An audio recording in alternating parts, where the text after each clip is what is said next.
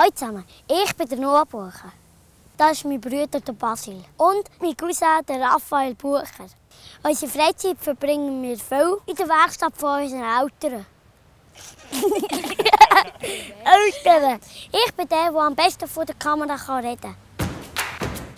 Und darum bin ich der Moderator. Heute zeige ich mir euch Bucher Agrotechnik AG. Also eigentlich ist es ganz einfach. Hier in Hammiken verkaufen wir die besten Traktoren und Erntemaschinen, die es gibt. Nämlich John Deere und alle Maschinen, die die Bauern sonst noch brauchen.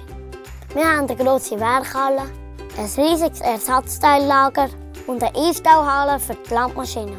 Aber das Wichtigste im Fall: wir haben die besten Mechaniker, die es gibt. Und von denen gerade 11.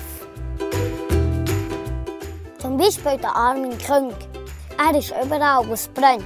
Wie hier auf dem Feldhausen mit unserem Servicewagen. Aber eigentlich ist er ein Profi im Verkaufen von neuen Maschinen. Oder der Stefan Siedler. Immer wenn es schwierig wird, weiss er, was man machen muss. Und dann haben wir noch unseren Meister John Deere, den Simon Moos. Er ist schon ganz lange bei uns und weiss ausser mir alles über die Grünen. Wir verkaufen und reparieren nicht nur Traktoren, sondern auch kleine Maschinen. Also Rasenmäher und Motorsägen oder so. Und ganz grosse Erntemaschinen. Darum haben wir auch so eine grosse Werkstatt.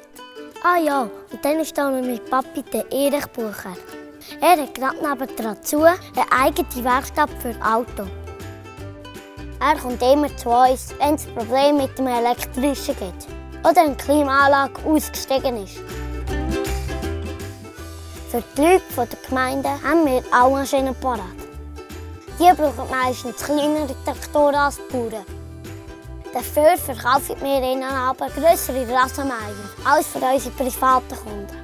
Und das ist der Zero Turner.